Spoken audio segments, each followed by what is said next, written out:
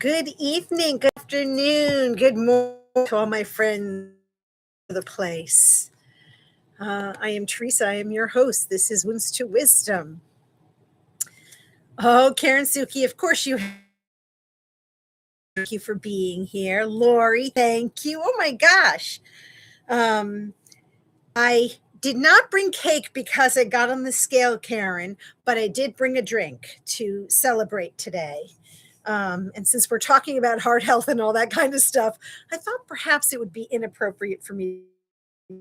But this is a celebration. People to have a chance to come on in. Hello, my goodness gracious. I got two Loris from different avenues of my life. um, and this is really a exciting journey for me to share with all of you guys. It's a great story for me to share for those of you that are going to be in the chat and for those of you that are catching the replay. Some of you that are quiet in the background, welcome, welcome, welcome, welcome, welcome. I want to just give people a few minutes to pop in. And for those that know me on a regular basis, guys, I do have to have some notes. One of the things with my life experience that I have had, sometimes the brain doesn't work quite as well without my notes. And I am a little bit of a squirrely girl and lose my train of thought. So welcome all you lovely ones. And yes, I have my glass of cheer. It is my celebration of 7 years of new life. It's a additional birthday, and 1 year live on YouTube. So that is yeah, demo script. Oh, she knows. Lori and I used to work for a company. We used to do sales presentations. We always had a demo script. Some of us needed to use the script part more often than not. Some could just do it off the cuff. And I could do this off the cuff, but then I would be bouncing all over the joint. And as it is, I probably will be bouncing. So, and before we dive into this, there's a couple of things, and I'm hoping that the puppies I gave them their bones so that they would be quiet. So let me just make sure. All right, they're noshing on their bones. They may jump up on the beds. They're two little Shih Tzus, and they're the loves of my life. You will, Nanako, thank you for being here. Oh my gosh, I'm so excited. I really did promote this because for me, this is huge recognition of an evolution for me. And 2026, my one goal, or I dare say resolution, is to be brave.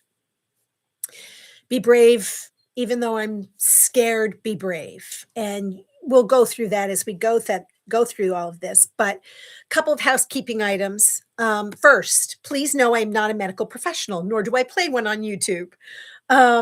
So what I know of what I'm going to share with you comes from my experience, what my doctors taught me, what my friends have shared with me that were there with me during this journey. But if any of this is triggering, please take care of you. And you can come visit me in another day because we're going to be talking about death, dying, grief, kind of wanting to die. And so the topic isn't for everybody. So I want you to take care of yourself. Yay, Carol. Oh, you guys. So I will be honest also that in the chat, I normally follow the chat a lot on my lives for those of you that have never done this with me before. But I'm going to try to stay focused with the story, and then I'll, sort of dive into the chat afterwards. Please don't be offended, especially those that are my regular love bunnies that, join me all the time. Also, if you are so inclined, please like and subscribe to my channel. It's free, but it helps me in the YouTube algorithm. I'm here every Tuesday and Thursday at 5 p.m. Eastern. And really what I talk about on my channel is healing from traumas, sorrow, grief, a whole bunch of stuff. And we laugh a lot. And those in the chat know, I often use song lyrics and show tunes to emphasize what I'm talking about. And those that really know me know that I don't know the words to most of the songs, and I make them up as I go along. And that adds at least to my own funny sense of humor about myself. I do have some really great moderators in the chat. So if it ever goes south in conversation, my mods will take care of it. Me, this chat, it's all about love. That's who I am. And that's what we do. So I'm going to stay focused. And I will, oh, Echo, thank you for being here. Bonnie, thank you for being here. Okay. I'm going to ignore the chat for a moment. And for all of you, maybe we should all just take a nice deep breath in, fill our lungs, and exhale out.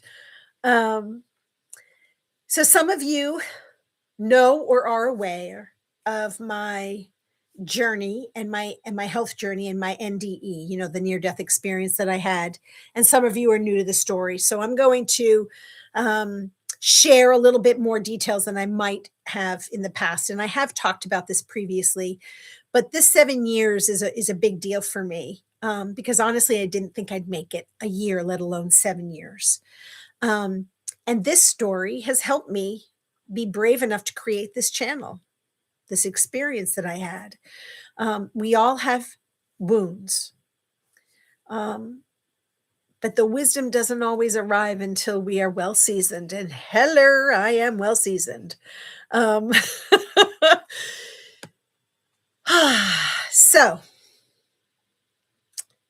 I'm going to take a breath. I'm going to take a sip. Anybody else can sip with me. Richard, thank you. He's one of my moderators as well. B, I don't know if Mish joined the chat, but thank you guys. And thanks for having my back.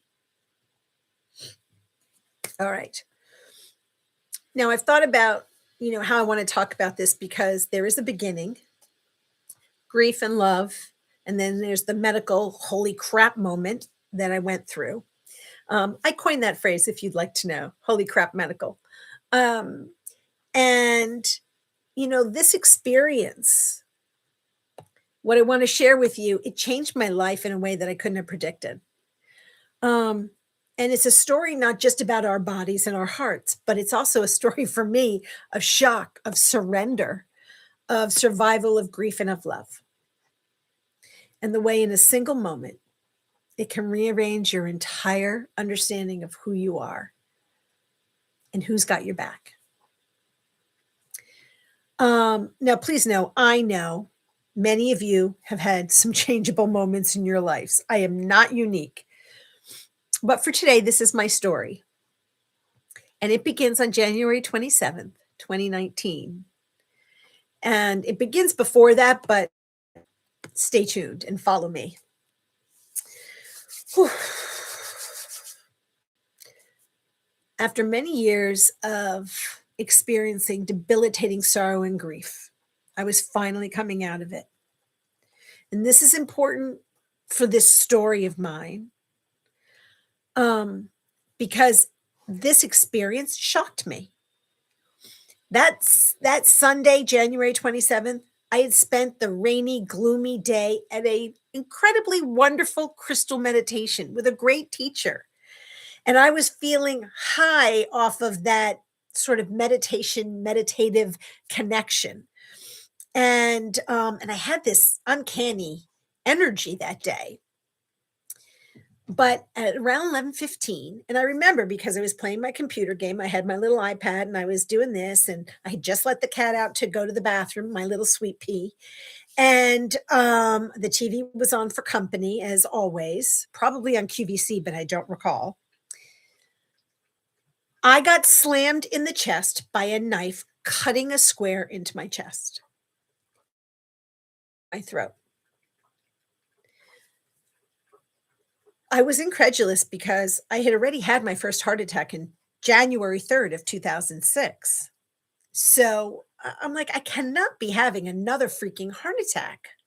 And I was just in this meditative state, like I was in this Zen place, this happy place. So for me, it was like, do I call 911? Anyway, I did call 911. And I think this is the first unconscious moment that I realized I wanted to live. And this is important because prior to that, I didn't think I wanted to anymore. So I was taken to the hospital. I got to the emergency room. The nurses and doctors are doing all their thing, taking vitals, hooking me up, getting me naked.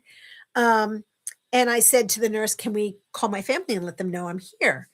And so I gave the one of the nurses my phone, and also had them call my best friend. And when I heard the nurse talking to my best friend, I turned my head to the right because that's where the doctor was. And even with a smile on my face, because I can remember this like yesterday, I told him I was going to pass out.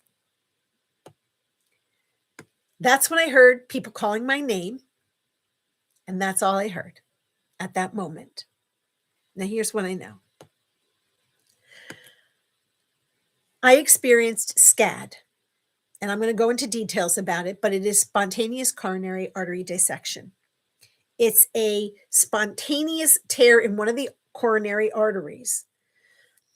Now, that alone can cause a heart attack, but in my case, the shock of the SCAD triggered Takotsubo cardiomyopathy.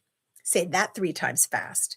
Basically, it's broken heart syndrome. And yes, ladies and gentlemen, there is a broken heart. There is such a thing as a broken heart.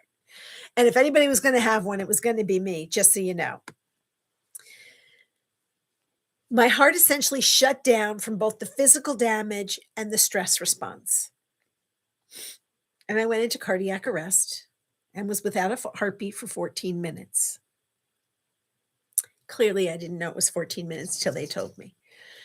The fact that I survived is not just medically remarkable. I kind of think of it as a miracle, but it shaped everything I know and understand about my body, resilience, and purpose. And that is what I'm going to really dive into. And I just saw Mish pop in. She's one of my moderators and friends as well. So thank you for being here. Okay, so I'm going to take a breath. This is a lot, guys, but it's a story. Come on. If you're going to join us, come over and join us. Otherwise, stop looking at me with those long, beautiful eyes. Yes, I'm talking to my dogs. All right, so before all of this, before the SCAD, before the Takotsubo, before the 14 minutes, before this rebuilding, there was my mother. Now I'm going to get choked up and there's going to be tears, but it's all love. So just bear with me and I will try to breathe. My mother wasn't just my mother. She was my best friend. She was my confidant. She was my constant companion. She was the person whose presence in my life felt like home. And again, I know I'm not alone. So in feeling these things, but for me, it's important to know this sort of story. All right, we're not going to get overly dramatic. When she was diagnosed with cancer in 2013, I stepped into the role of caregiver without hesitation. And for the 3 years, I organized appointments, I managed her medications, I advocated for her like I was Shirley MacLaine in The Terms of Endearment. And for those of you that don't know that movie, I can't help you. And I held her hand and I held her fear. You know, I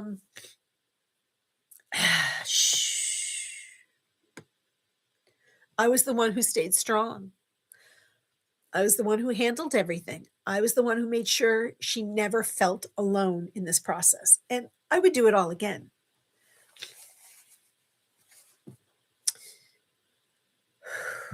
Breathe. Just breathe. And everybody knows that's ever been a caregiver. Caregiving changes you. It rearranges your identity. It becomes, for me at least, the air I breathed at that time. Now, when my mom died, I thought I was prepared. Anyone that knows me knows I have a faith, knows that, especially during this process, I prayed. I said to God, when you are ready to take my mom, I surrender her lovingly. I fully wanted her to go in peace, and thought I was prepared. I had watched her decline. I had said my goodbyes in the hospital. I had done all this sort of anticipatory grieving, um, while still being strong and still thinking I could get her through this because, of course, I had the magic wand and I could abracadabra the cancer out of her damn body and brain. Shocking that I could not do that. What I didn't expect was what happened after. So she died in October of 2016, valiantly, by the way.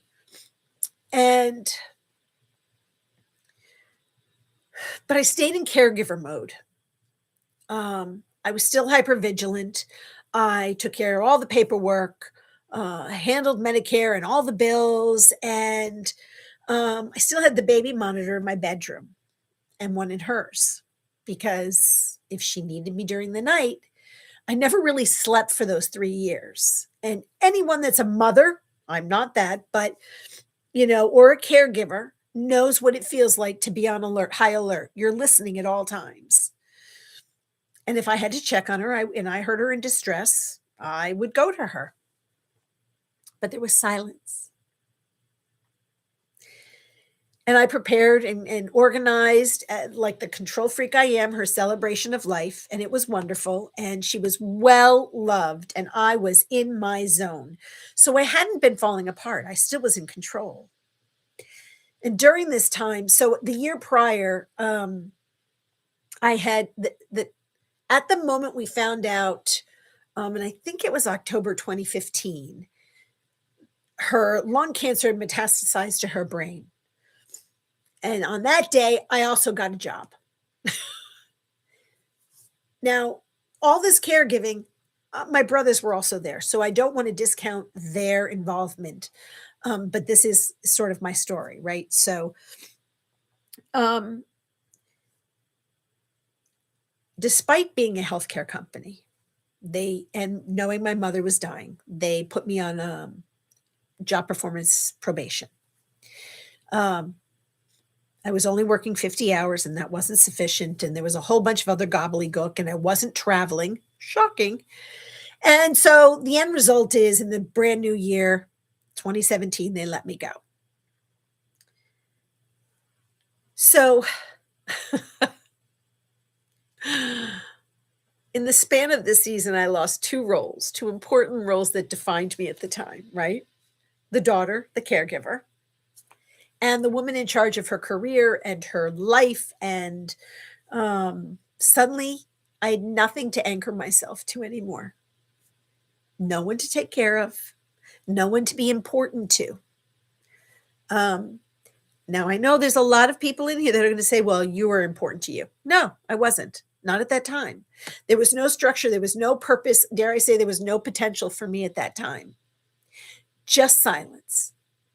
Just grief. Heavy. And I felt it in my bones. And I know so many of you know that feeling, that grief that just resonates throughout your core.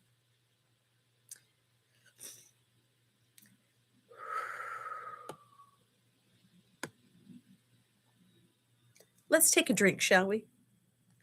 I'll get to the chat.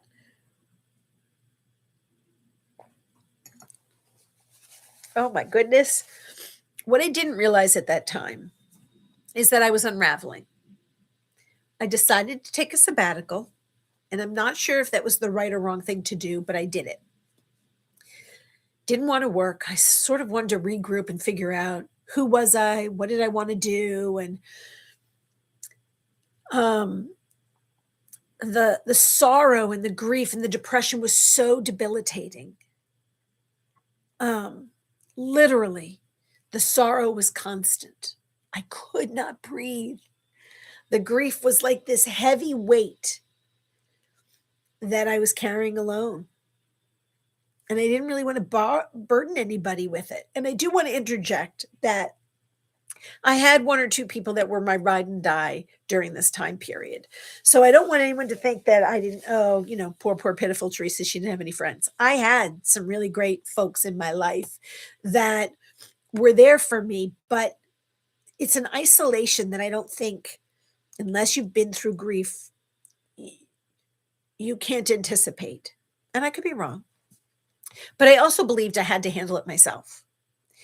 And don't get me wrong, I also had a great therapist. So it's not like I wasn't in therapy during this whole time. I share all of this because it contributed to that perfect storm which led to SCAD and Takasubu. Because my body broke in the exact place where my heart had been breaking for months, for years, and dare say decades. I've had a lot of shit. I've had a lot of trauma. I've had a lot of physical, medical issues that have resulted in some serious changes. And I did most of that on my own, So this amalgamation, conglomeration of stuff smacked me upside the head, and SCAD jumped in. So let's just talk a little bit about the medical part of this, because understanding the mechanics of this helps us understand sort of the miracle. And I shouldn't be here from a medical perspective. So I said that it stands for spontaneous coronary artery dissection. And it's exactly like it sounds. It's this tear in one of the artery that feeds the heart. It's not caused by plaque or a lifestyle. It's not predictable. It's not preventable. It's not something the doctors missed, because I've been under cardiac care since my first one. It's just rare and something that happens suddenly and mostly to women. It's also called a widowmaker because you don't come back from it. And there's some nurses in the chat, so they know I'm not, exaggerating. When the tear happens, this itsy bitsy, teeny weeny little paper cut, the blood slips between the layers of the artery wall. And that trapped blood forms a blockage. And that blockage cuts off oxygen to the heart muscle. That's a heart attack, but not the kind most people would associate or imagine. And it's not repairable, by the way. Then you add Takasubu. Hi, Pop-Up. Good boy. You sit down, keep mama company. And it's called broken heart syndrome because literally your heart breaks. It's this temporary, it's weakening of the heart muscle that's triggered by what they say, extreme emotional or physical stress. And I was a nutcase at that time. And it's the left ventricle of the heart's main pump. I don't know why I'm doing this to indicate that you don't know what a pump is. And it suddenly stops contracting. And it balloons into a shape that looks like the Japanese octopus. And then it also mimics a massive heart attack, even though the arteries aren't blocked. Okay? Now, it's the heart's way of being overwhelmed, dare I say, verklempt. And it's most common in women because it's linked to intense emotional stress, physical stress, and hormonal stress. So when we go through hormones, whether you're pregnant and or going through the pause, it can impact you. And so it's nothing that you've done. It's just something that happens. Now enter in ejection fraction. Ejection fraction. I always say it wrong. That's what measures the percent of blood being pumped in and out of the heart ventricles with each beat, right? So it's never 100% because blood goes in, blood goes out, blood goes in, blood goes out. Normal is 55 to 70%. I was at 10%. Obviously, not optimum. And which led to the 14 minutes of me not being here. Those 14 minutes, your heart isn't circulating the blood on its own, right? I think this is what some people have struggled to comprehend, because it's not just medically, but spiritually and emotionally. For those 14 minutes, it's long enough for most people not to come back. For those 14 minutes, it's long enough for your world to change around you. For those 14 minutes, it's long enough for the people in the room believing they're going to lose you or deciding to let you go. When do you stop resuscitation?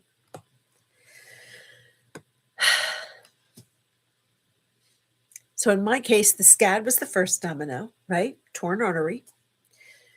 My heart was starved of oxygen. My body went into shock. It went into holy shit, holy cow mode. And that shock triggered Takasubu on top of it. So, mechanical is the torn artery, and the stress response is the crisis, right? It's the pooling of the blood behind the heart.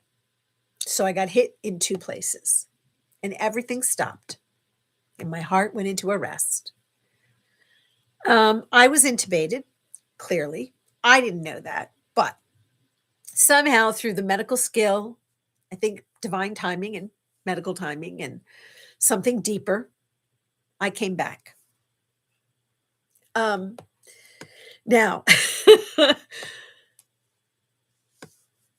when people hear this story and they know that I was gone for 14 minutes, everybody asks what I saw or what I felt or what it was like. And I'm definitely happy to talk about it in detail in another video, and I have talked about it before. I will say this. I felt safe. I was not afraid. I was not bathed in light, so no angels or God, at least to my awareness, came at me. I do think at some point my mother probably said, "Get your ass back. It's not your time." That's just me surmising. But in the darkness, I could hear people talking about me. Now, I wasn't supposed to hear the doctors talking about next steps to my best friend who drove 80 plus miles to get to the hospital in the middle of the damn night in January, gloomy doomy as it was that weather, greeting my family and having conversations about whether you induce me into a coma. Because again, there's no surgical intervention here. You can't go in and sew up the artery. It's just not possible. There's no medical intervention that can happen other than putting you in a coma, putting you on ice, and allowing your body to do its thing, maybe. And at that time, I'm hearing discussions on whether or not I would be able to understand or comprehend. Nobody knew what my mental state would be. See, I can't even speak. And so, if only they knew. Um,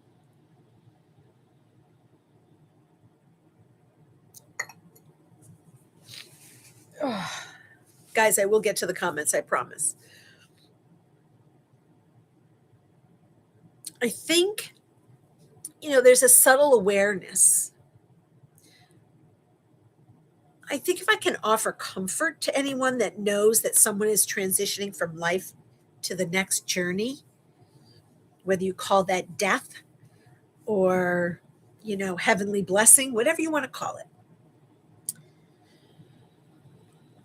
please know that that person, no matter what the death experience is like, whether it's peaceful or not peaceful, whether it's calm or violent, your brain protects you. It literally cocoons you into this loving safety. So, though you might have been going through something traumatic, your brain protects you from all of that. You're no longer aware of that. So if I can offer any comfort, please know that. And also please know that if someone is in a sleep coma state, talk to them. And you have the blessing to be there. And if you love them, tell them so and give them the permission. I'm just saying. Nobody was giving me permission at that time, which I guess I have to have a heart to heart with my friend to say, why didn't y'all let me go? But I'm glad I'm here. And I say that jokingly, although it wasn't a joke at the time. So we can talk about that. And coming out of that experience and being aware suddenly that there was a tube down my throat, it wasn't immediate, by the way. Because I couldn't open my eyes in that experience, right? So the experience was somehow I was aware my friend was in the room with me. And I'm like, I don't know why she's here. Like I couldn't comprehend there were people here, and I was being told that my dad was there, my brother was there, my other brother was not there at the time. Come on, come sit. And I didn't understand. And here's the wacky part. I felt like I had to comfort everybody, and I don't know why I felt like I had to comfort. Now, here's being connected to someone because I was cold. And my friend knew I was cold and knew my toes were cold, and somehow knew this experience and was able to have my toes wrapped up in a blanket, letting me know what time it was. Because again, it's an out of body experience, is the only way I can explain it. And I could not understand why nobody was listening to me, because this whole time I'm having a conversation and I'm asking everybody what is going on. But there are no words because I'm not talking. Now I know I was heavily sedated, apparently not sedated enough that I was coming to, and aware that eventually my dad was in the room, my brother was in the room, and still like I really just wanted to squeeze someone's hand, and it was really hard. And in my brain, well, if I can wiggle my toes, they'll know I'm alive. I'm here. Because people were still talking without me being able to communicate. So I'm going to stop it there because that's not really the journey of today's story. I think when when the tube was taken out, and there was this explanation of what happened, I felt this glow. I experienced this lightness of being, this overwhelming gratitude and joy. More importantly, and it did take a little while for this to register for me, I wasn't depressed anymore. I kept saying, I think I had electric shock therapy to my brain where my dopamine and the endorphins were restored to normal. The elements that I struggled with in my depression, in that debilitating grief that I could not shake myself out of through therapy, through depression medication. Nothing could get me out of that deep sorrow. I had no more joie de vivre, really. And if you know me, I'm pretty much of a Pollyanna. I can find the sunshine, in a pile of poop. There's always something good, something's growing, something's living. And I couldn't find it. And in my deepest sorrow, at that time, Carrie Fisher, the actress, died. And within a week, her mom died. And I'm like, why couldn't that be me? That's how sad I was. So, having this experience and coming out, I literally was not depressed. I can't even explain that to you. It's just something that it was uncanny. And Your priorities when you come out of something like this, it's very different. They rearrange. What was important before isn't necessarily important now. And I got to tell you, my tolerance for nonsense evaporated. I don't have patience for it. And I didn't care anymore. And it wasn't in a negative way. It was just like, that's so not important. And I think your sense of purpose, or at least in my case, my purpose and my potential sort of sharpened a little bit. I've been studying Reiki and felt this calling towards this energy, right? And I also realized that words matter. Words matter in a really deep human way.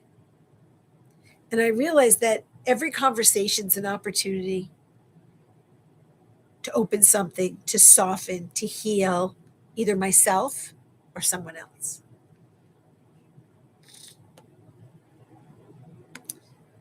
Before this happened, and it does still sometimes happen, I was very quick to anger. I would get infuriated at the world, at all sorts of world events, family stuff, even friends. Um, you know, I was very much of an empath and would really be pissed off on someone else's behalf. I reacted quickly, not responding, reacting. And I carried that stress in my chest and in my throat.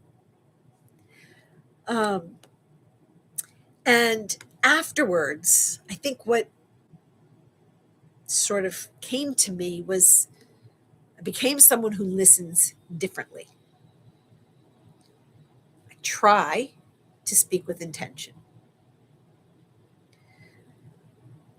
I think I understand that words can either constrict your heart or help it expand, that words matter. And I've talked a lot about this on my channel. Whether it's Don Miguel Ruiz with the Four Agreements or Mel Robbins with Let Them, words matter. You can break someone or build them up in a moment with one word. I think after this experience, I really studied my Reiki. I became um, a hypnotherapist and a grief educator because I had to do something with this information. And I could relate to the deep sorrow. And many of us, when we've lost someone, it's like, why are you smiling? I'm grieving here. Why are you still living? Why are you all going about your day when I can't get out of bed? And I think that's natural, but it's also natural to allow everybody the space to grieve in the way that they feel like they have to grieve. And 10 years later, just about, I still miss that woman every single day. I talk to her every single day. And last year, with having lost several people in my life, including my dad and my uncle, who I adored, um, it was a reminder for me. And I think a knowing, because I've learned that death isn't really death. And that's my belief. And um, I believe I chose to come into this life to do whatever it is that I'm supposed to do or experience. And then I take that with me and I go on to the next iteration of my life. I don't believe this is the end. That's me. I'm not here to convince anyone but this decision that I made when I came back was to use my voice to create positive change. And so, kind of what I want to leave everybody with in this story, I think the part of the story that matters most to me when I speak to others is I can't carry everything alone. And we're not meant to. None of us are, right? Caregivers, strong women, strong men, leaders, healers. We are so used to being the ones who hold everyone else up that we forget to let anybody hold us up or that we hold ourselves up. That isolation isn't strength. And, 2020, we all sort of closed doors, closed ranks, um, retreated from the world. And then when we started to come out, all hell was breaking loose. And now we want to go right back in. I want to like climb back into the womb and say, wake me up when all this crap is over. And that self-sacrifice is not the same as love. If I could go back and speak to that version of me who was drowning in that grief and that sorrow, I would tell her to reach out. I would tell her to let people in. I would tell her, let yourself be supported and lifted and cared for because your life depends on it. Right? So when I talk about SCAD and I talk about the Takasubu and I talk about the 14 minutes, I'm not just telling a medical story. I'm telling you the story about what happens when we try to be everything for everyone and nothing for ourselves. We are worthy and deserving of caring for ourselves. And I'm telling you this story about how grief can become a health crisis when we don't have a community or a connection or a place to lay our burdens down. Reach out and touch somebody's hand. See, there's a song, there was a lyric. Reach out and touch somebody. Because sometimes, and I've learned this listening to others, and I have learned this from those listening to me, sometimes it's just listening. Sorry, I'm a little verklempt at the moment.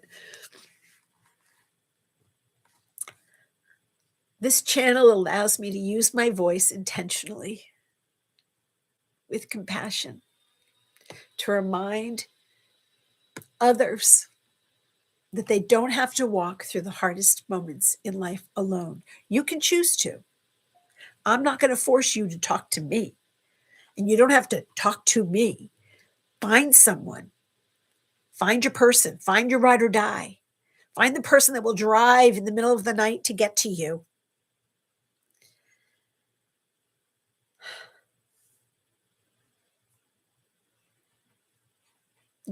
I'm not on this journey alone.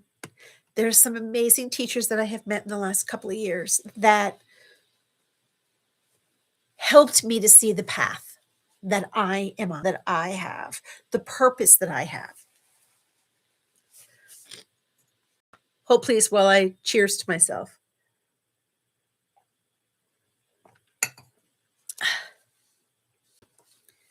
One of the things that those 14 minutes did when I came back,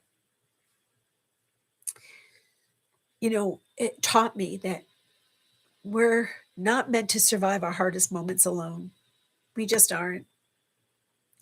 I have spent so much time being the strong one, being the caregiver, being the advocate, being the organizer, being the woman who handled everything. And I liked it. So I'm not dissing that, by the way. That made me feel valued. But I forgot to let myself be held. And I wasn't held most of my life. And this is no shade to those people that raised me. People do the best they can in the form that they can. But I forgot to ask for help. I forgot that I was human, that I'm not Superwoman. And that nearly cost me my life.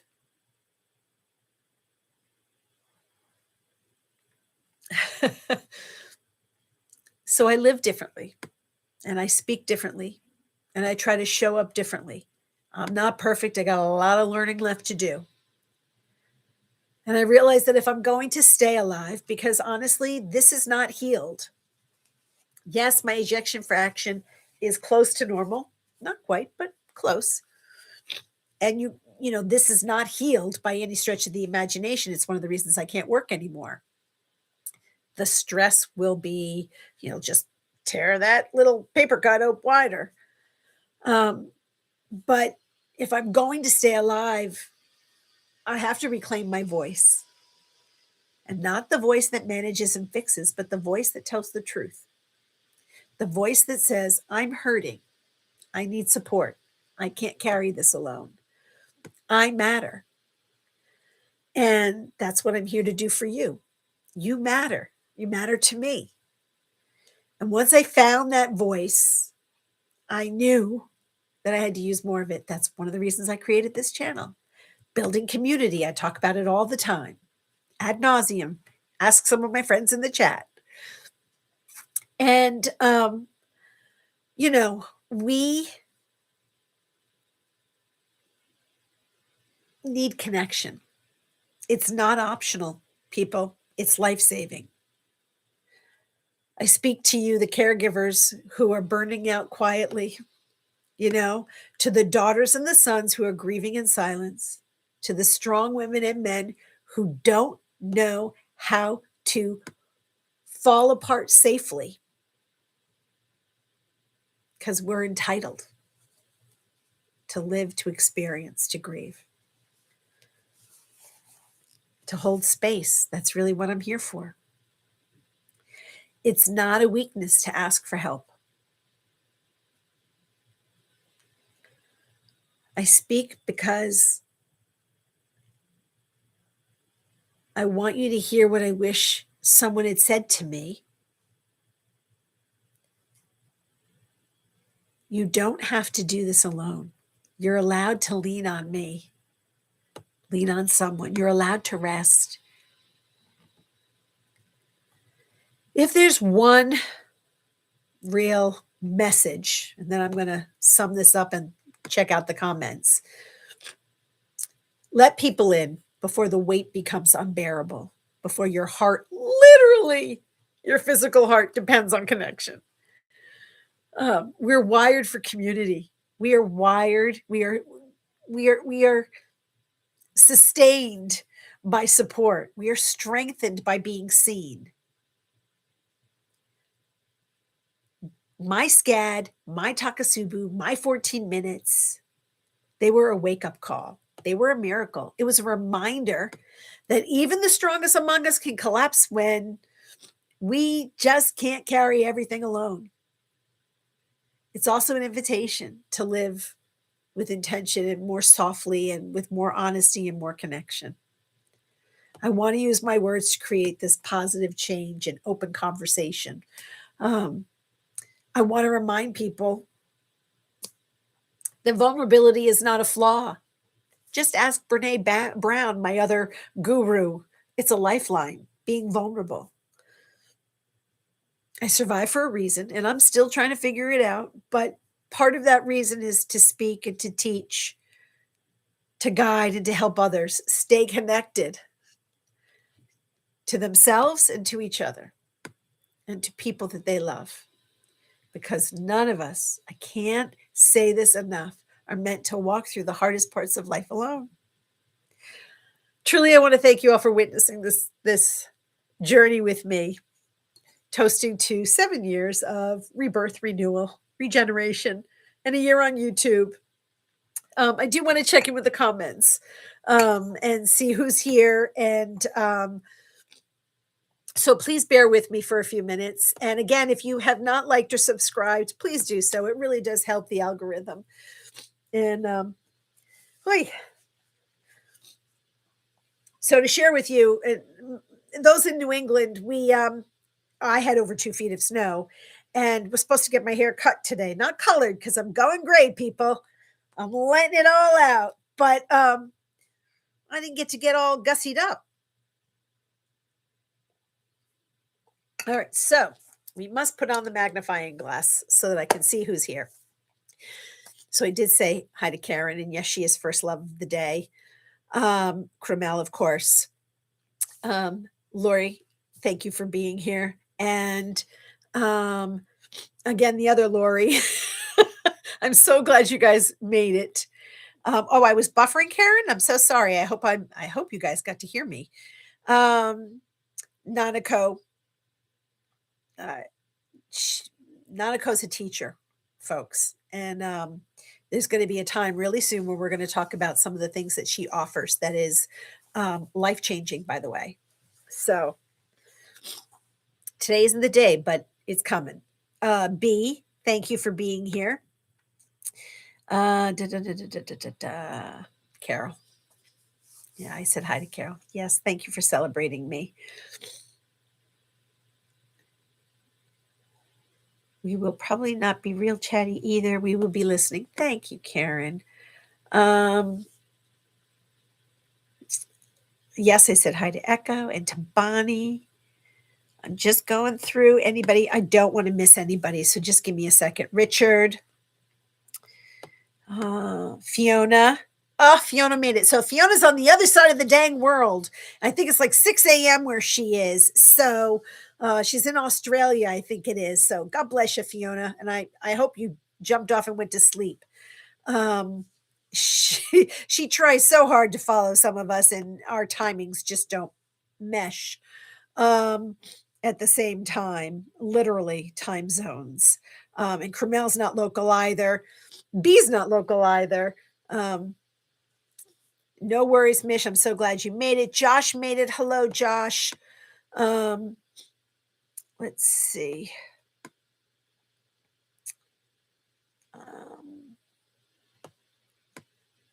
Jimena made it. Thank you, Jimena. Um, I have been hermiting. Yes. So Mish says that she's been hermiting a lot lately. And I get that. But being a caregiver also erodes muchness without even realizing it. And that's true. And that's one of the things that I want to convey is so many of us in this chat. Hi, Tiff, as well. We um when we care for people, we do forget ourselves, and maybe that's a survival thing.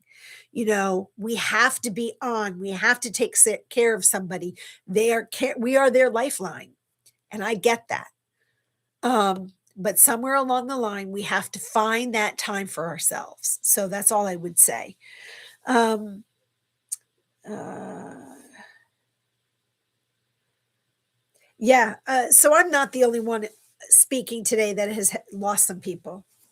There are some actively in the chat that have either lost someone or actively losing someone. And look, guys, I'm sorry, I'm blowing my nose, but um, there's been a lot of sorrow in our community, and I think there's a lot of sorrow in the world. And so, how can we reach out our hands to be there for somebody? Okay, let me just keep going. Oh, thank you. So Mish says, because I am human. I withstood much more than most, and look how beautiful I am now. Thank you. Um, don't always feel that, but we're gonna go with it. Um, thank you, Fiona. I appreciate you guys being here and embracing me. It really does mean a lot. Um, uh, women do experience. I don't know if it's more trauma. Um, Karen, I think that, there are quite a few men, especially in our community, that are caregivers that have been through the ringer, that have experiences that have shaped them. And I'm not a man, so I can't even tap into the brain that says I know what they're feeling or how they navigate this. Men have heart attacks too. What happens to women at a certain age hormonally does trigger a lot of this medical crap. And we have to pay. Yes, my heart was at 10%, Richard. And I know because you did some of your own heart stuff. So, yeah, it's taken some time, and it took me a good 2 years um, to energetically, sort of feel better and to go further each time. And during that time, I lost my house, right? Because I couldn't work and I couldn't pay for it and I couldn't afford it. And so there was a lot of change.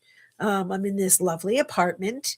I now have two, Shih Tzus, Luca and Biscotti, who fill my heart, um, who have the nerve to not be comforting me today on the couch, and my little Marley upstairs, who's a kitty cat hiding from the boys.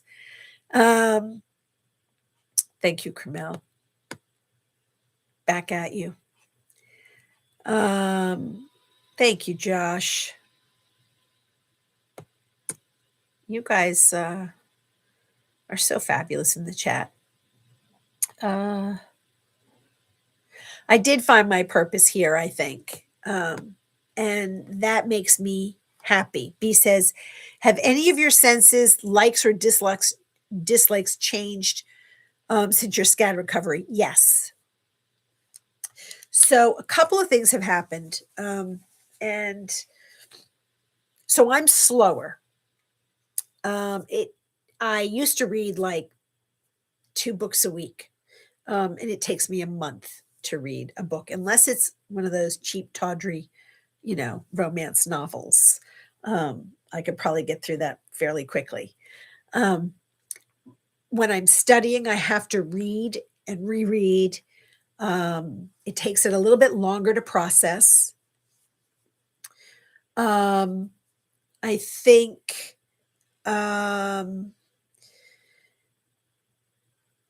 I have more patience, and a lot of that happened when my mom was sick. I learned patience.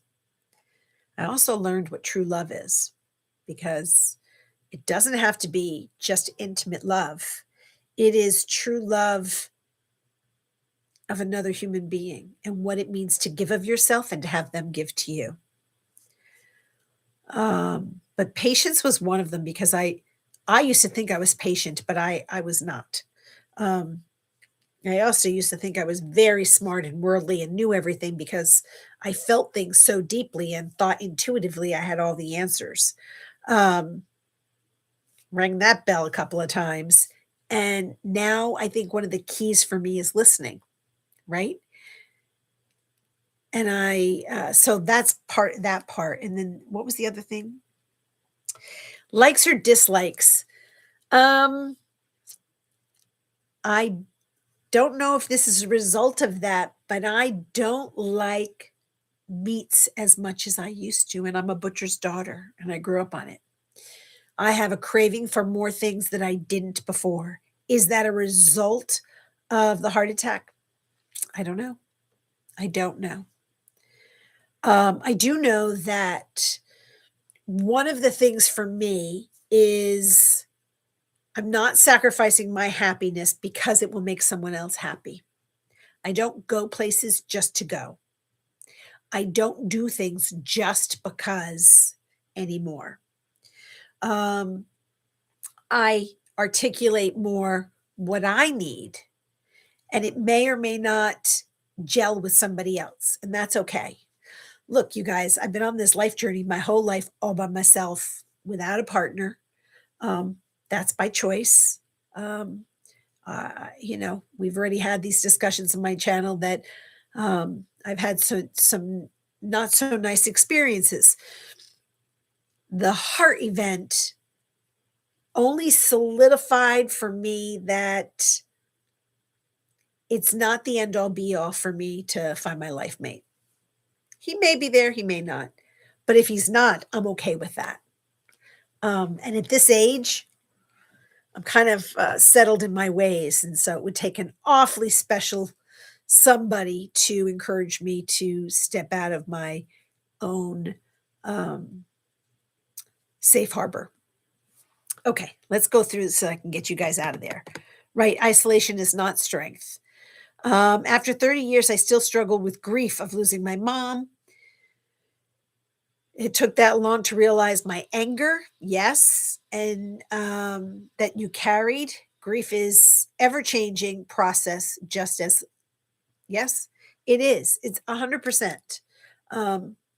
So I agree 100%.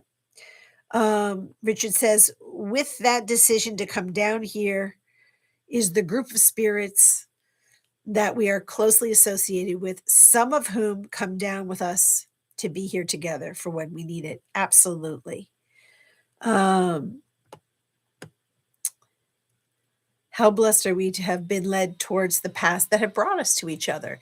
And I think that is absolutely key. That's one of the reasons why we do this community. That's one of the reasons why we created the village. Thanks, Carmel. Jimenez says, I'm handling everything on my own and I'm not asking for help. And this is by far one of the worst seasons of my life. I think I was meant to hear this today, and you were. And I think we can tell you repeatedly, and I can tell you repeatedly, you have to reach out. And it does have to come from you. I can nudge you, and other people in your community can nudge you, but you sh- we shouldn't walk this journey alone if we don't have to. And you don't have to. But also, we can't make you. Um, Thank you, Mish. Um, Ben Bacon Bits is here. Hello, Ben Bacon Bits. YouTube doesn't want to talk to you, Ben. Ben, you still owe me a phone call, friend. Um, all right. You guys are so great. All right. So I just want to go through.